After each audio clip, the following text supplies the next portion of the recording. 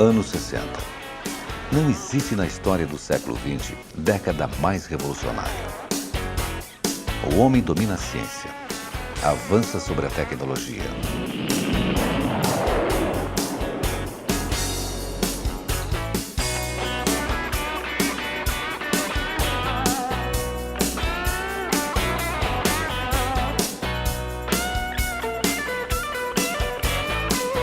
A década de 60 também marca o auge da Guerra Fria,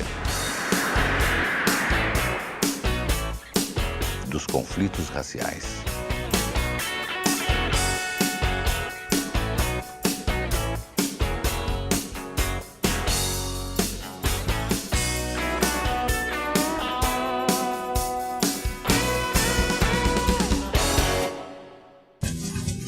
No rastro dos acontecimentos mundiais, o Brasil também se transforma. O Brasil mágico,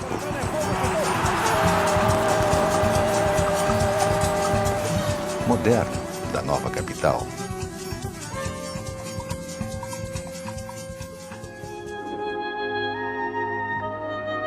E o Brasil criativo, irreverente, inovador. O Brasil do cinema. Ele é sempre assim. Começa bem e depois vai ficando chateado. Tu nunca vai dizer onde está o dinheiro. Botar essa cruz dentro da igreja.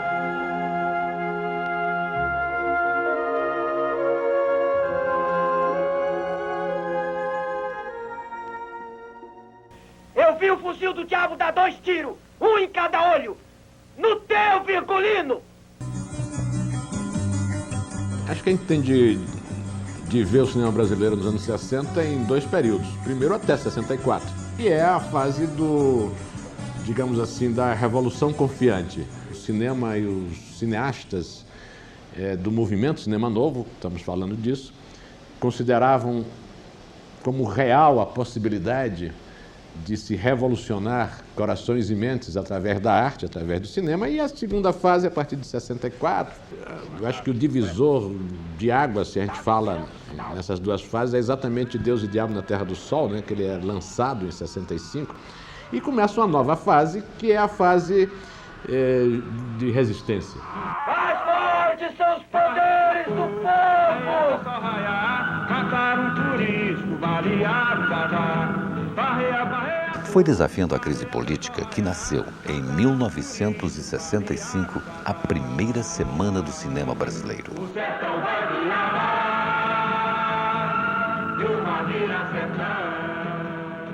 O ponto de partida foi o sucesso da mostra levada a efeito por Paulo Emílio. Paulo Emílio Sales Gomes, poeta, ensaísta, professor. Criador do curso de cinema da Universidade de Brasília. Quando a coisa começou há mais de 20 anos, a gente pensava em cinema americano, cinema italiano, cinema japonês, cinema francês, sueco, russo, sei lá. Hoje, não se trata mais propriamente de defender o cinema brasileiro, mas de atacar o cinema estrangeiro. Paulo Emílio veio para fazer uma série de palestras sobre filmes brasileiros importantes da época. O nascimento do cinema novo, estava surgindo o cinema novo. Era um momento de alta repressão, uma censura terrível. Então, exibir o filme brasileiro de qualidade era um projeto arriscado na época. Paulo Emílio já era um mestre e um, digamos assim, o preceptor, né, da garotada cineasta daquela época. Então, quando ele foi para Brasília, a gente já conhecia os planos dele. Ele organizou o que se chamou de Semana do Cinema Brasileiro. Paulo Emílio teve o cuidado de pegar toda a produção recente da época e colocar nesse festival. Quando o Festival de Brasília começou a acontecer, para nós era uma espécie de coroamento da missão do Paulo Emílio em Brasília e o início de uma nova etapa da difusão do cinema brasileiro no Brasil todo. Eles são gatos plebeus. Tem esse ar assim aristocrático, porque são bem tratados, tá claro?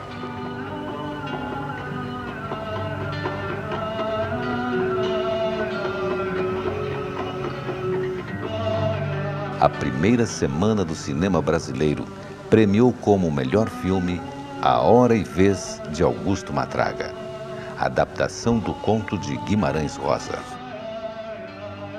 No começo de 65, monta-se a primeira projeção no Laboratório Líder, lá no Rio, que chama Guimarães Rosa para assistir o filme. Roberto está tremendo, poxa, o cara...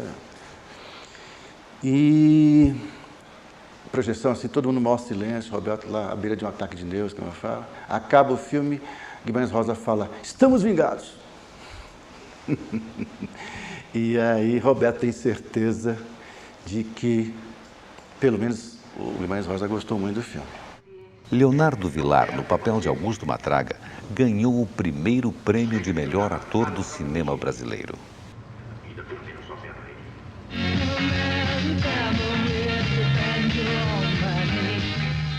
O sucesso do evento criado por Paulo Emílio aumenta a expectativa para a segunda semana do cinema brasileiro. Todas as Mulheres do Mundo, de Domingos Oliveira, é o filme vencedor. Muito prazer, Paulo. Eu reconheço que é um bom filme, cheio de inspiração, mas ele ganhou daqueles outros filmes políticos todos. E isso causava um certo mal-estar, uma certa divisão interna de todas as pessoas, que por um lado gostavam do Domingos e do filme do Domingos, e por outro lado não gostavam nada que o prêmio não tivesse sido dado para um filme político numa época dessas. E essa divisão, eu compartilhava muito dessa divisão. Mas o filme era irresistível, às vezes a gente acerta, né?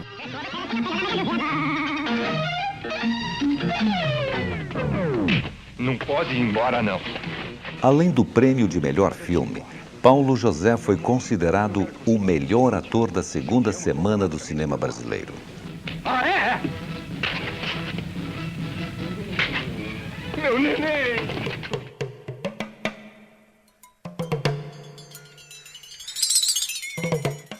Outubro de 1967. Che Guevara executado na selva boliviana. Sobre a cabeça os aviões, sob os meus pés os caminhões. Gilberto Gil e Caetano Veloso deflagram o movimento tropicalista. Eu organizo o movimento, eu oriento o carnaval, eu inauguro o monumento. Nesse ano foi criado o Troféu Candango, estatueta dada aos vencedores da mostra, que adotou oficialmente o título Festival de Brasília do Cinema Brasileiro.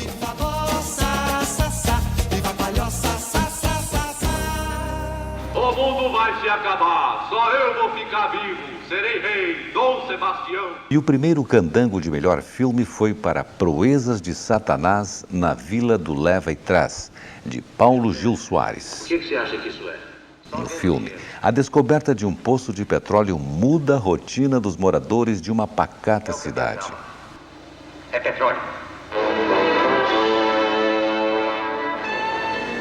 A vila vai ser abandonada. A velha prometeu, lembra? Se olhar para trás, vocês vão ser destruídos.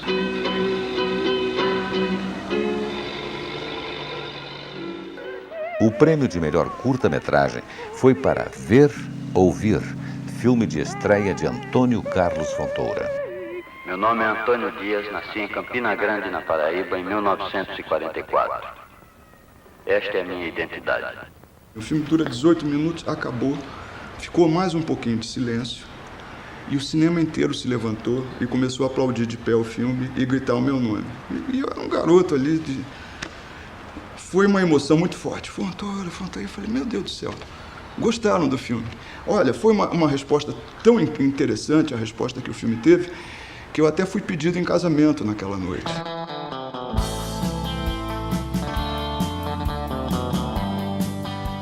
Em 1968, a Primavera de Praga, na antiga Tchecoslováquia, e o movimento estudantil da França inspiraram uma série de manifestações em todo o mundo. A gente precisa ficar sabendo de uma vez por todas que eles sempre vão apelar para a violência.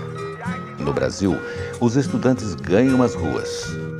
Um pronunciamento considerado subversivo do então deputado Márcio Moreira Alves é o estopim para a decretação do ato institucional número 5.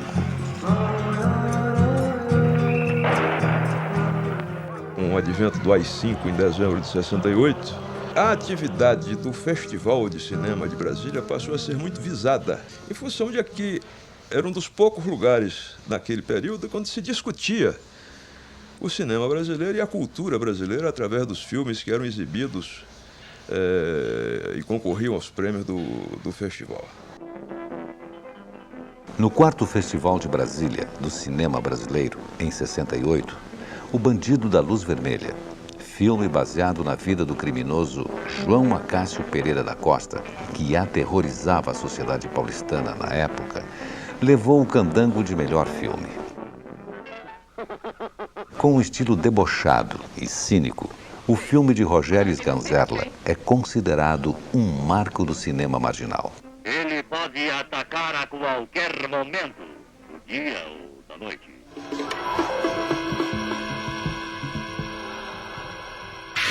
Em 69, enquanto o AI-5 caçava os direitos civis das principais lideranças políticas, o cinema brasileiro consegue uma vitória com a criação da Empresa Brasileira de Filmes, a Embrafilme.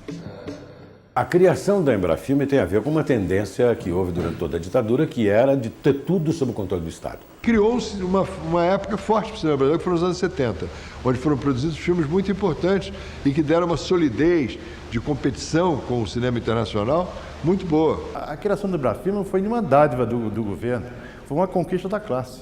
É preciso entender que a ditadura é brutal, mas ela não é burra. Não é? Então, a criação da Embrafilme foi uma maneira muito interessante de ter toda essa criação artística e toda essa inquietação, entende? Confinada num determinado espaço.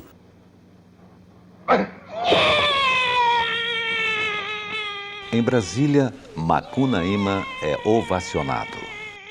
Macunaíma, herói da nossa gente!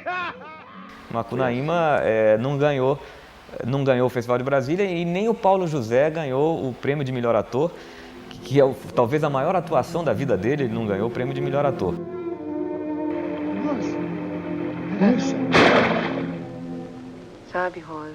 Memórias de Helena foi o grande premiado do 5º Festival de 69. O filme é dirigido por Davi Neves, com roteiro de Paulo Emílio Sales Gomes. Acho que a mulher deve ser inteligente para sentir e não para pensar.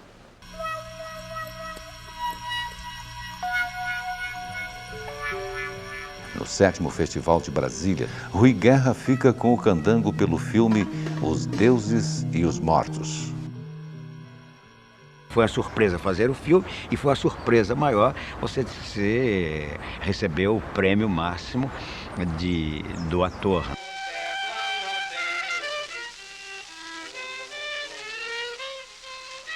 Em 1971 foi o ano do mais forte confronto entre a ditadura militar e o Festival de Brasília.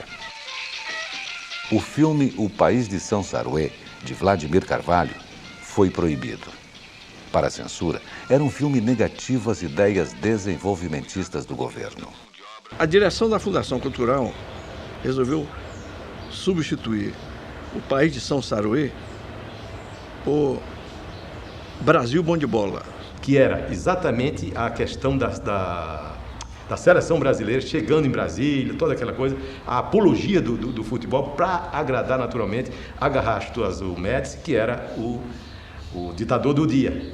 Só que o Brasil Bom de Bola não foi escolhido por nós, não foi escolhido pelo júri. Mas o argumento da censura, com todas as letras, é assim, por ferir os interesses e a moral nacional, coisa desse tipo. E eu fui lá ver o Brasil Bom de Bola, Pelé, Garrincha, o Brasil. Esse filme era maravilhoso para quem gosta de futebol. E na hora que foi exibido o Brasil Bom de Bola, o público simplesmente não admitiu, não aceitou. Eu acho que foi uma reação contundente, o filme foi vaiado o tempo inteiro. Todo mundo vaiando e eu falei assim, poxa, que diabo, ninguém gosta de futebol, por que vieram ver o filme, né? Um filme maravilhoso desse e aquela vaia do começo ao fim do filme. Eu saí dali com a pulga atrás da orelha e fui perguntar para os meus pais o que tinha acontecido. Eles me explicaram, olha, por isso, porque um filme importante, um filme muito social e político foi proibido e colocaram no lugar o Brasil Bom de Bola, então era uma manifestação política, aquilo que você viu no cinema, e aquilo foi muito importante para a minha formação, inclusive, como pessoa e depois como cineasta, né? Devolvo o que roubei. Um puro gesto de gratidão. Por fim, o júri do festival escolhe o polêmico A Casa Assassinada.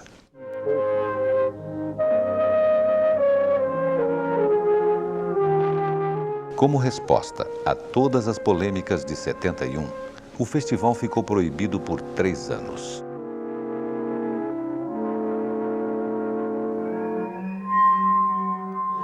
Em 1975. Nos porões da ditadura, em São Paulo, o jornalista Vladimir Herzog é assassinado. Na selva amazônica, a guerrilha do Araguaia, exterminada. Mas 75 também é o ano do retorno do Festival de Brasília do Cinema Brasileiro. Em 75 houve uma mudança, um novo diretor assume a Fundação Cultural, isso tem que ser registrado, foi o Dr. Rui Pereira da Silva. O Festival de Cinema estava cancelado em definitivo pelo governo militar. E negociou, evidentemente, com os militares e felizmente conseguiu retornar ao festival em 75. E aí deu-se o problema que o GSN me pegou, porque me perguntando se eu não sabia que cinema era feito por comunistas. E eu disse não, eu sabia que era feito por cineastas. Mas você gostava tanto de bolinho? Não é que eu não goste de bolinho. Eu gosto de bolinho, mas hoje eu não quero. No retorno do Festival de Brasília, Joaquim Pedro de Andrade ganha o principal prêmio com o filme Guerra Conjugal, uma adaptação de contos de Dalton Trevisan, com várias histórias de relacionamentos amorosos e conflitos sexuais da época. Esse vestido. O que é que tem? Você sabe que eu tenho pavor.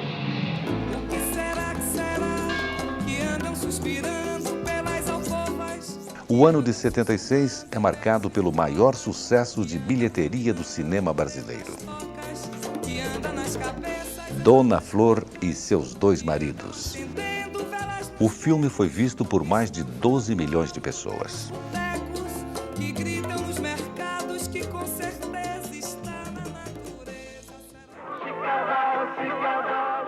Lançado no mesmo ano, Chica da Silva, de Cacá Diegues, leva mais de 3 milhões de brasileiros às salas de cinema.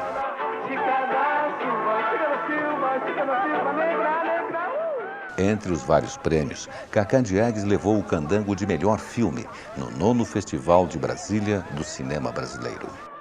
A gente acabou o filme, eu não sei se lhe dizer se 1 ou 2 semanas depois a gente já estava no festival. Então ninguém tinha visto o filme ainda. Foi a primeira vez que se viu o Chica da Silva em uma sessão pública, foi em Brasília. E a reação do público para nós foi uma coisa admirável. Divina! Divina, Regininha! Ainda em 76, Paulo José se torna o ator mais premiado do Festival de Brasília, ao receber o Candango pela atuação em O Rei da Noite, de Hector Babenco. E eu fiz dela a rainha da noite. Lá vou eu acreditar em você, Tezinho.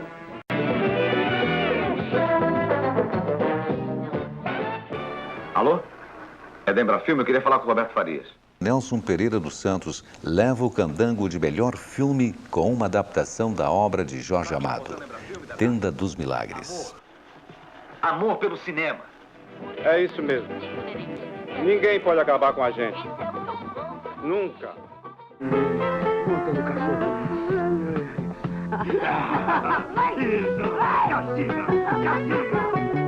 Em 78, A Dama do Lotação, de Neville de Almeida, ultrapassa os 6 milhões de espectadores no Brasil.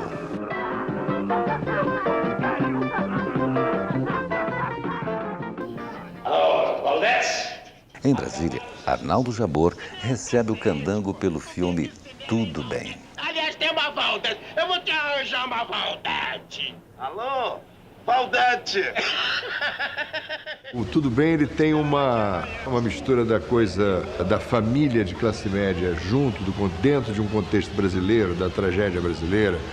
E realmente eu acho que é o melhor filme que eu fiz na minha vida até hoje. Quem quiser levar essa privadinha, pode levar. Ei, pessoal, tô dando, olha aí. Pode mais não. Choveu. Aí. Bom, como é que tá o movimento? Continuam os mesmos, né, doutor? Como o senhor conhece, aquele pra frente e pra trás. O 12º Festival de Brasília, em 79, festejou o filme Muito Prazer, de Davi Neves.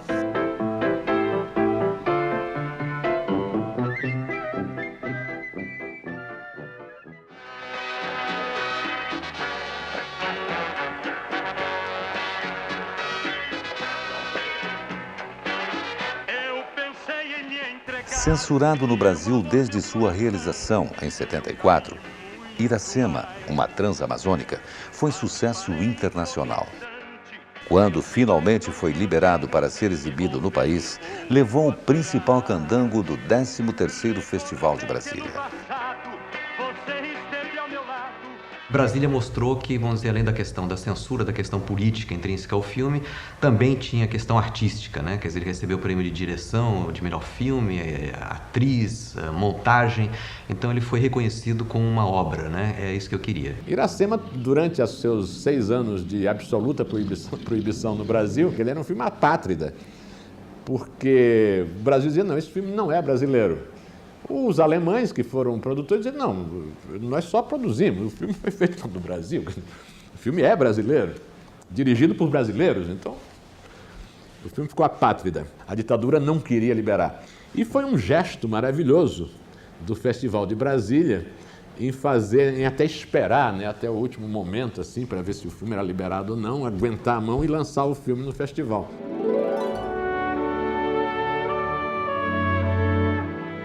Em agosto de 1981, morre Glauber Rocha.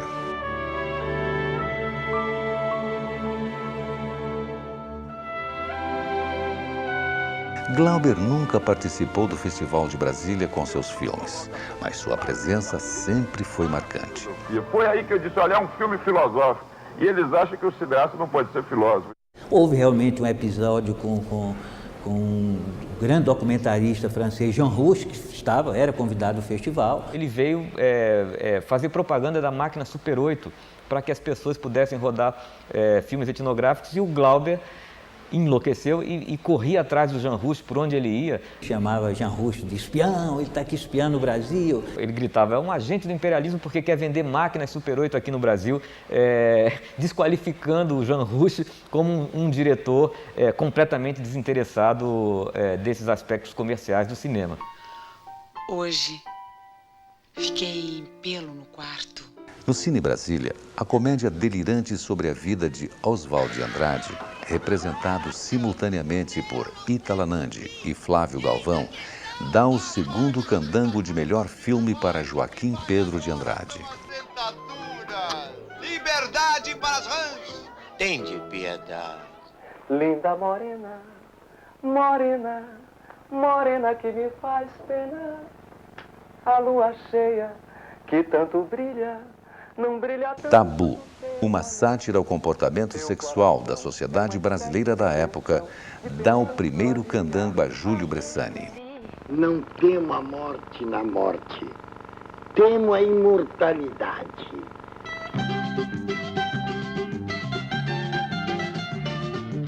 Hortifruti Grangeiro! Abra! Cadabra!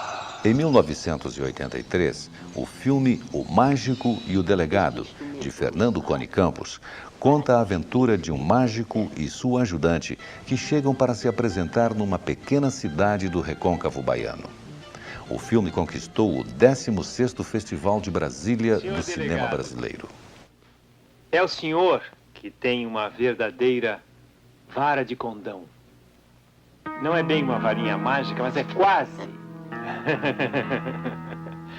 Depois de 4 anos, quando o senhor DJ perdeu a esperança. Quando os anos de chumbo estavam chegando ao fim, Eduardo Coutinho retomava Cabra Marcado para Morrer. Está me respondendo tudo quanto eu estou lhe perguntando. Considerado obra-prima do cinema documentário, o filme havia sido interrompido no início das filmagens pelo golpe militar. Até que um dia, quando ele foi preso... Se afasta! Nunca fomos tão felizes. Longa-metragem de estreia de Murilo Salles ganhou o Leopardo de Bronze no Festival de Locarno, na Suíça. E levou também o Candango no Festival de Brasília, de 84.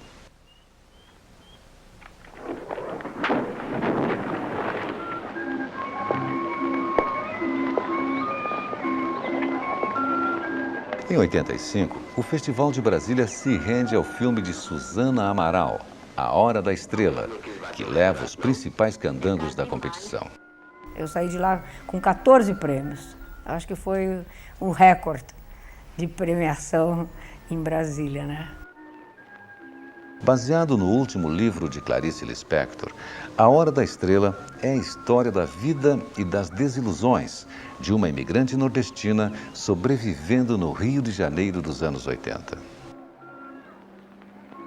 Eu posso convidar a senhorita para dar um passeio?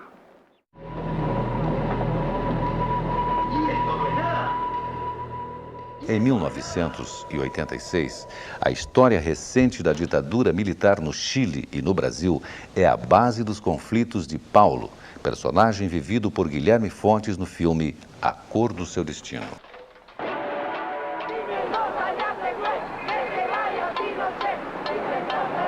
Jorge Duran, diretor chileno radicado no Brasil, leva o Candango de melhor filme. O que eu queria expressar tinha sido tão bem recebido em Brasília que me deixou com vontade de fazer mais filmes. Vamos lá, fica calma. No Cine Brasília, o diretor Wilson Barros revela um retrato cruel e realista da noite paulista. Eu não fiz nada, porra! Eu não fiz nada! Anjos da Noite é o melhor filme do festival de 87. Por quê? Eu me de mulher, acredito nisso! Eu sou fantasia barata em todos vocês.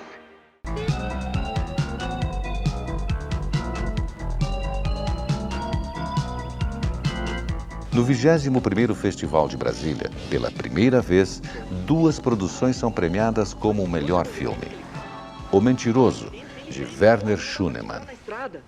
Aquele carro ali não anda 130, nem com o senhor na direção. E o documentário Memória Viva, de Otávio Bezerra. Chamar o filho da mãe do torturador de médico e eu de terrorista? 1989. O cinema mais uma vez faz uma reflexão sobre a história recente. No 22º festival, o filme Que Bom Te Ver Viva, de Lúcia Murat, é o grande vencedor. 20 anos depois, ele continua sendo doutor. E a mim, o que me fizeram? 1990. Fernando Collor, no primeiro dia de seu governo, lança um plano econômico que, entre outras medidas, confiscou a poupança, extinguiu a Embrafilme e todos os órgãos ligados ao fomento do cinema brasileiro. O Collor acabou com o cinema brasileiro. Parecia que o festival ia acabar também, né? Com o fechamento da distribuidora, do Conscine, tudo isso, quer dizer, retardou o processo de realização do cinema brasileiro. O mercado arrebentado, o Collor detonando tudo e o número de candidatos para a escola de cinema aumentando. Isso significa que deve haver alguma coisa maluca no Brasil aí que nos dá uma vocação para o cinema que é irresistível. Naqueles anos de agonia do cinema nacional, o Festival de Brasília, mais uma vez, resistiu. Em 1990, Beijo 2348/72, de Walter Rogério, ganha o Candango de melhor filme. O número 2348/72 se refere ao processo trabalhista movido por uma empresa contra um funcionário que é flagrado beijando uma colega durante o expediente.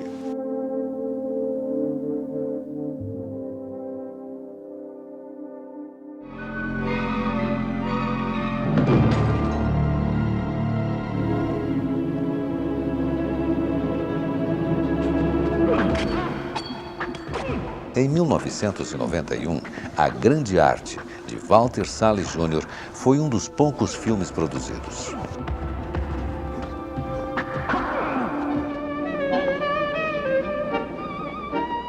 O Candango de melhor filme de 1991 foi para O Corpo, de José Antônio Garcia.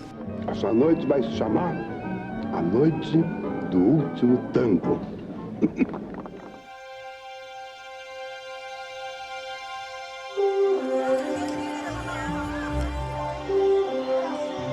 O melancólico governo do caçador de Marajás, acusado de corrupção, não durou mais de 2 anos.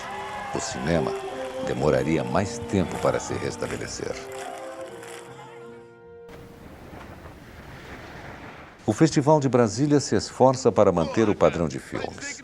Na mostra competitiva, a trama policial de José Joffre, A Maldição de Sampaku, ganha o prêmio de melhor filme. E tu vai me dizer que não é o poeta? Sua.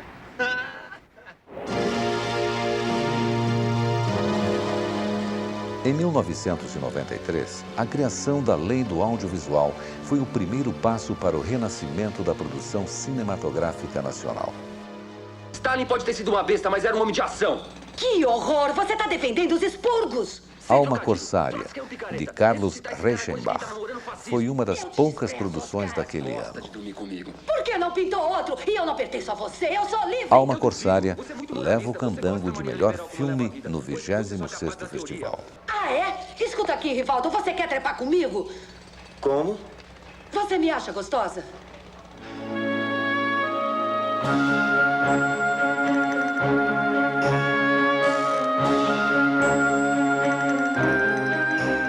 O filme Louco por Cinema, de André Luiz Oliveira, ganha 6 prêmios no 27º festival. Eu estava recém-chegado em Brasília, morando em Brasília há pouco tempo. É uma cidade que me acolheu muito bem e eu queria dar esse prêmio para Brasília. Que para mim, essa experiência com Louco por Cinema foi mais importante porque foi a primeira vez que um filme produzido em Brasília ganhou o Festival de Cinema, um filme de longa-metragem. Agora falta muito pouco, você não vê? O filme só pode ser o filme.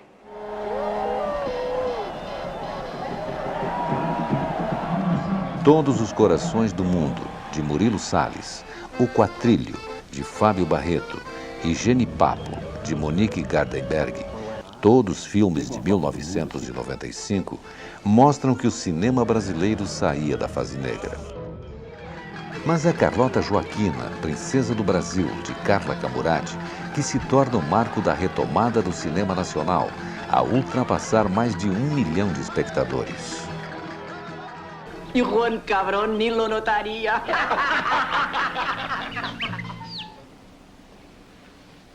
Senhor, tenho certeza que é verdade o que nos disse? No 28º Festival de Brasília, João Tobi Azulay ganha o Candango pelo filme O Judeu. Acabou-se a minha parte, está na hora de entrar em cena.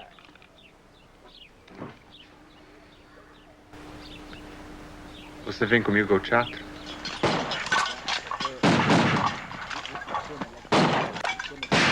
Avança, peste! Em 1996, o Candango do 29º Festival de Brasília foi para Baile Perfumado, de Paulo Caldas e Lírio Ferreira.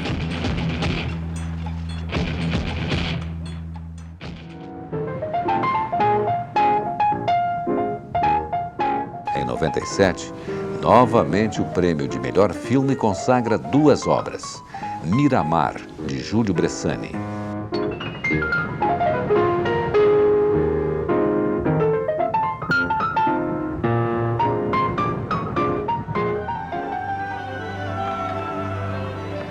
E Anaí de las Missiones, de Sérgio Silva.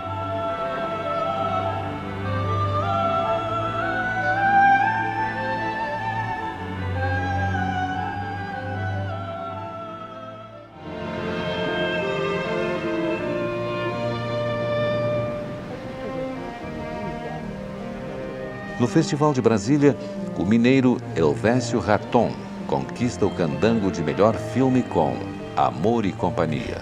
Ai, meu Deus do céu, mas será que eu não posso mais receber uma carta?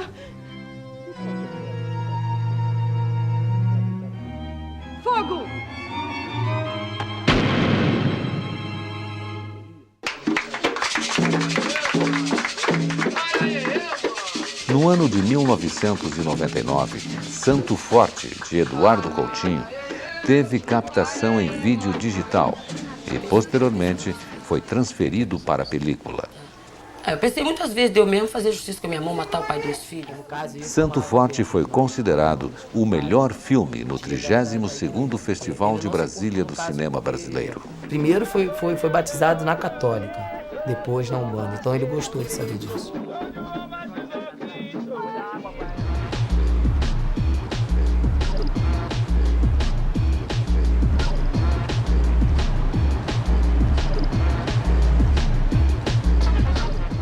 No ano 2000, Laís Bodansky estreia com o filme Bicho de Sete Cabeças. Rodrigo Santoro ganha o Candango de melhor ator.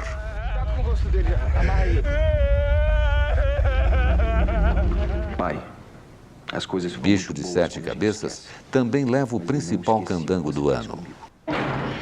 Quando a gente subiu para apresentar o filme, que o Rodrigo Santoro subiu inocentemente, como todos os outros atores, para apresentar, de repente vem uma vaia do nada, né? Assim, a gente toma um susto, ninguém estava esperando aquilo. Não é nesse caderno, meu filho, é no caderno de esporte, pega lá. O filme começa com aquele burburinho na sala e vai, de repente, as pessoas vão ficando em silêncio. E é um silêncio absoluto, as pessoas assistem o filme e quando acaba vem um aplauso, mas assim, desproporcional. Então a mesma vaia, com a mesma intensidade, virou aplauso pela necessidade de comunicação. Foi uma maneira muito bonita, né, assim, do reconhecimento do trabalho do Rodrigo e do filme.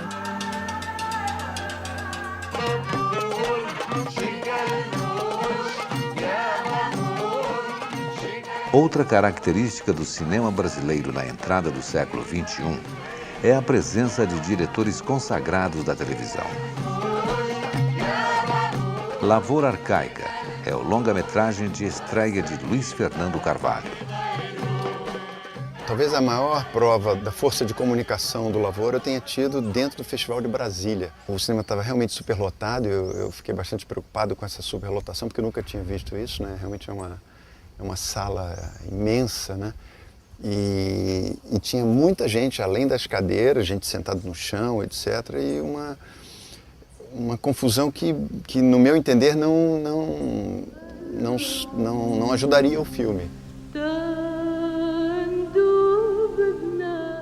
No primeiro fotograma que entrou, o Lavoura, a plateia ficou num silêncio incrível, né? Parecia uma catedral.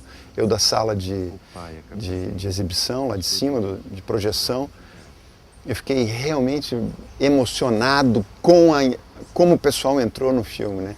E isso para mim foi uma lição de comunicação absurda. Eu posso ser o profeta da minha própria história! Eu posso! Chegou a hora, vou repetir, não fale comigo agora. Lavoura Arcaica dividiu o Candango de melhor filme em 2001 com Samba Riachão, de Jorge Alfredo. Vou repetir, não fale comigo agora. Muitos momentos bacanas, com plateias diferentes, que aceitaram o meu filme de uma forma muito bacana, mas aquele primeiro momento eu nunca esqueço. Foi num sábado em que aquele desejo de qualquer realizador, para mim, foi cumprido, porque eu sentia aquele público interagir a cada corte, a cada passagem. Aquilo, para mim, talvez nunca tenha se repetido de tal maneira.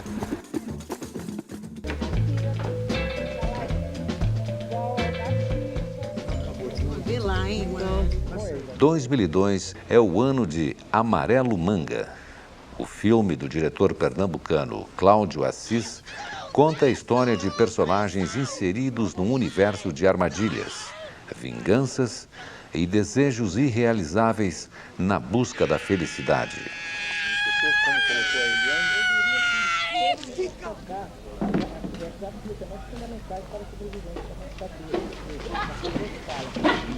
Os cabelos são ideias, por ideias. Seu viado, fora daqui! São ideias! O Amarelo Manga é um filme sobre essa periferia que existe dentro das grandes cidades, de qual as pessoas não respeitam, não olham, que é a grande maioria do povo brasileiro que vive nessa miséria. Então, o discurso do Amarelo Manga é você respeitar essas pessoas, olhar para elas, saber que elas existem, que elas têm sentimento, que elas têm amor, que elas têm prazer. Eu vou contar em versos os teus instintos perversos, é esse mais um castigo que eu... Porque cada homem mata aquilo que ama. Em 2003, Júlio Bressani ganha o seu terceiro candango com um filme de amor, tornando-se o diretor de longa mais premiado do Festival de Brasília.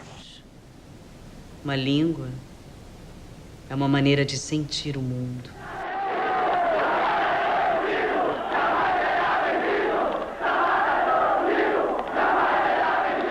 Em 2004, Peões dá o segundo candango de melhor filme a Eduardo Coutinho.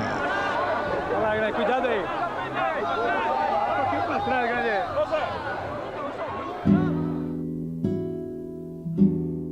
2005, um ano de vasta produção nacional. No Cine Brasília, Edgar Navarro ganha seu primeiro prêmio com um longa.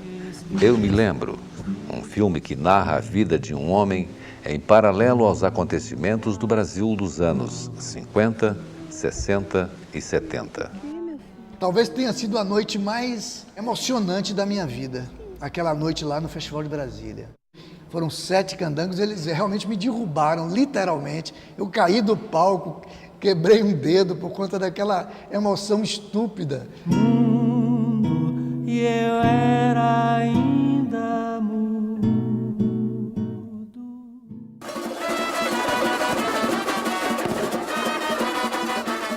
Tá sentindo um cheiro estranho? Deve ser da usina. Conversa, homem. Eu não sei o que é cheiro que sai de usina. Isso é a podridão do mundo. Em 2006, no 39º Festival de Brasília, Cláudio Assis volta com Baixio das Bestas. Uma trama ambientada num engenho decadente em que um avô explora a própria neta, dá ao diretor pernambucano seu segundo candango de melhor filme. Aí ganhamos júri oficial e da crítica. E o público não, nego. O público disse, epa, que é isso, rapaz? Que filme é esse? Aí, putada! Vamos fechando as portas e ficando pelado! O pau vai comer!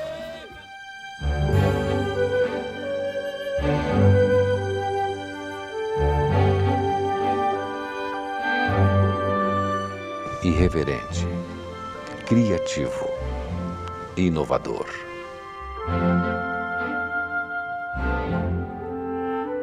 Nessas 40 edições, o Festival de Brasília impulsionou o cinema novo, enfrentou a ditadura militar, consagrou atores e diretores, resistiu à era Collor e projetou novos rumos da política do audiovisual.